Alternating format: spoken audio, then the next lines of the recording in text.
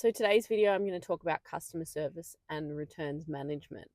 So I've been working on Shopify for 8 years, or more now, probably. And since then, there has been so many upgrades. You no longer need a returns management system, which does make it easy, but it's not as easy as just literally running the returns through the system.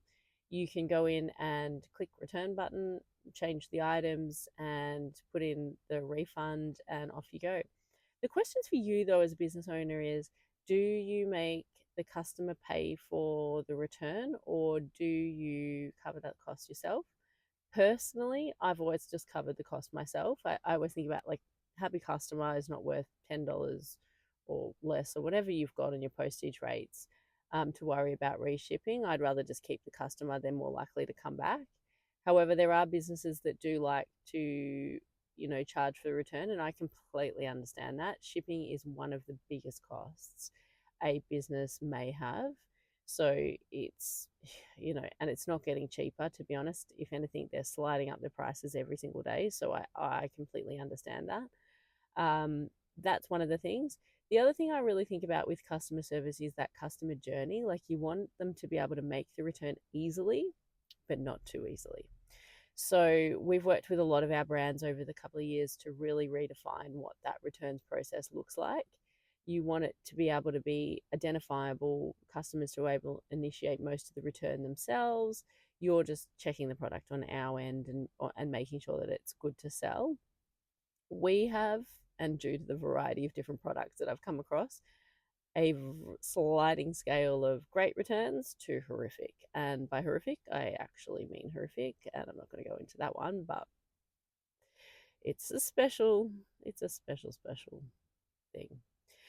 Anyway, when you're doing returns, I think, you as a business owner, it's not a great thing, because obviously you're going to have to hold the stock, which you can do now, Shopify. So you can put stock on hold, which is fantastic. Love it.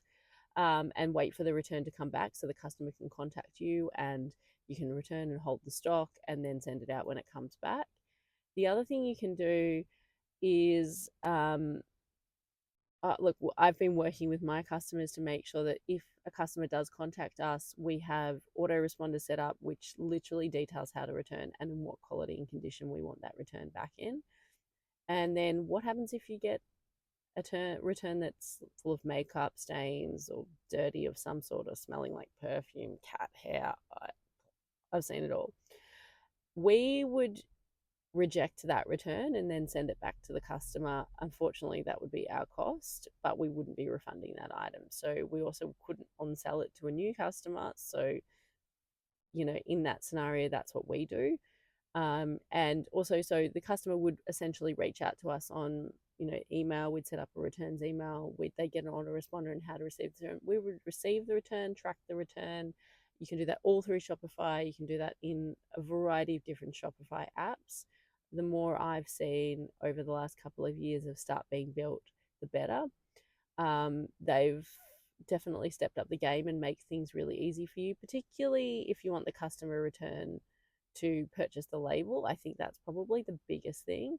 The other thing you can do is discount the final exchange return price, encompassing the label, but you need to make sure that this is written in your T's and C's and in your policy on returns so that there's no customer complaints. Again, it depends on how many returns you're getting.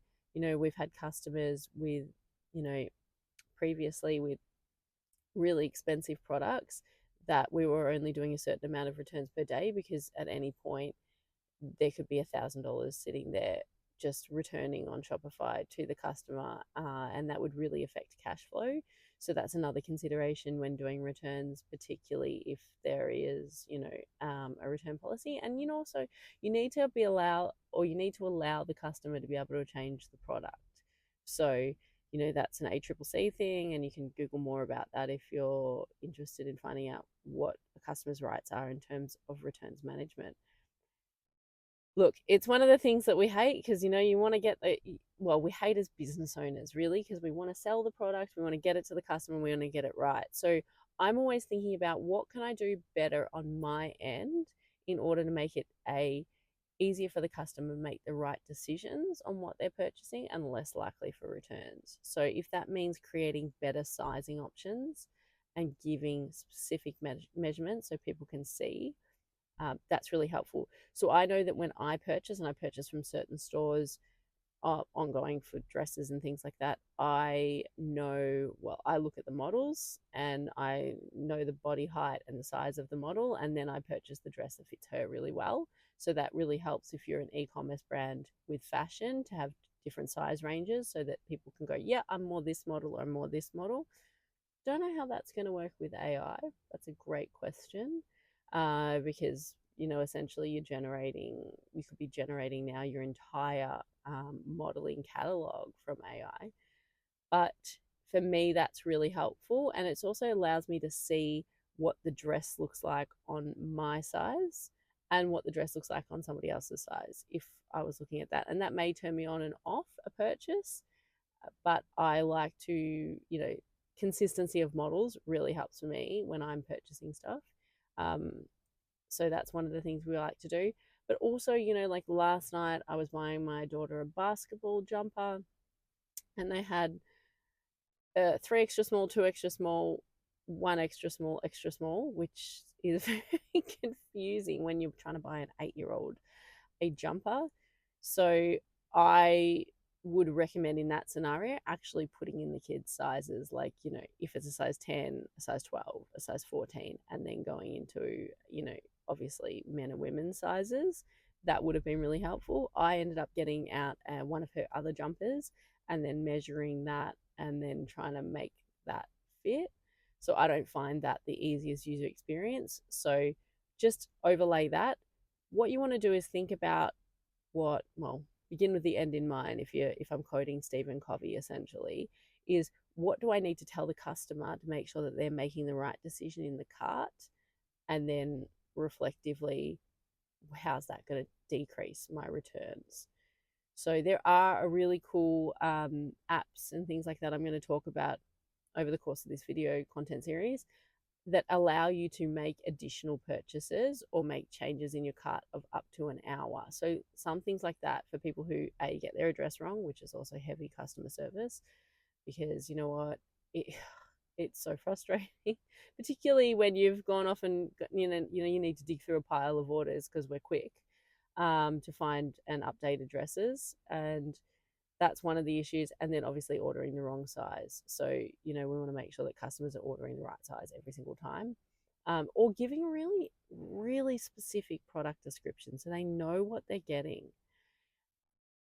I'm going to talk about pre-orders, and because they are becoming bigger and bigger and bigger in Australia across brands everywhere. And I think based on the current political climate, we will see more pre-orders. I will talk about that in another video.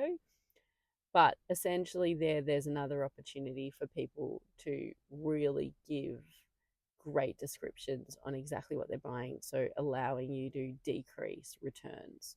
So obviously as a business owner, we're here, like we run our business literally to decrease returns wherever we possibly can. So we want to do that for you because you're our customer, you're our client, and we understand that holding money out in a circle and not refunding for a period of time means that you've sold something and then a month later you're getting it in return. I have loads of experience with lots of different apps, and I'm going to deep dive into them over this series of videos. But today, that's us. Hit me up if you want some more information on customer service. It's something that we do really good. I've been working in customer service for a long time, since managing Vegemite Facebook pages and Heinz and Buller and A2 Platinum. We had on the Vegemite page, for example, 500,000 fans. So customer service was my daily thing. Although there were no direct purchases off that, it really helped me create that tone of voice and set the level of standard for what we would expect our customers to receive. Anyway, hope you enjoyed this video. Have a great day. Have a great Tuesday.